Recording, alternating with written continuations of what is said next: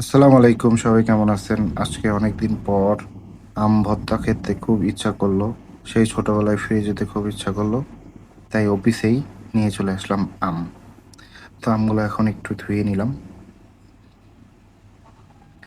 ধোয়া হয়ে গেছে, এখন আমগুলো কাটতে বসে পড়ছি। তো আমি আম কাটার ছোটবেলা থেকে অভিজ্ঞতা আছে। তো এই আমগুলো আমি প্রথমে ছিলে নিলাম। ছিলে নেওয়ার পরে ছিলতে আমার খুব ভালোই লাগে। আগে ছোটবেলায় চাকু দিয়ে কাটতাম, আর এখন তো ছিলার বিভিন্ন প্রযুক্তি বাইরেছে।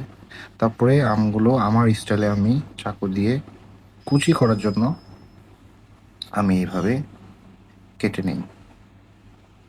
এটা আমার স্টাইল, আসলে এভাবেই আমি কাটি। আপনারা আপনাদের স্টাইলে কাটতে পারেন।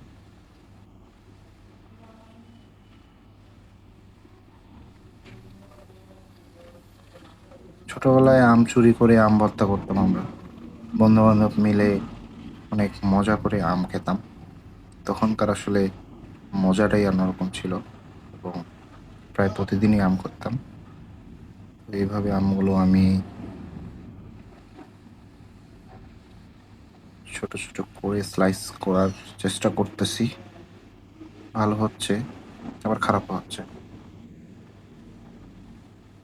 আম ভর্তা বা এইসব মুখরোচক জিনিস, টক জাতীয় জিনিস, ঝাল জাতীয় জিনিস আসলে আমাদের বাঙালিদের খেতে ভালোই লাগে আমের সিজনে।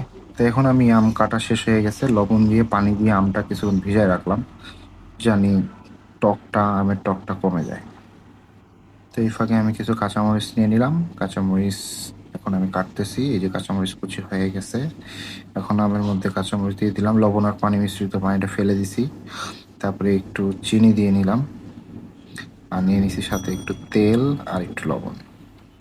তারপরে এই যে বাস, এখন মাখবো সুন্দর করে, একটু মরিচগুলো টেপকিয়ে ভালো মতন মাখে নিব। মাখা মোটামুটি এখন টেস্ট করার পালা। আহ, কি স্বাদ! ওহ,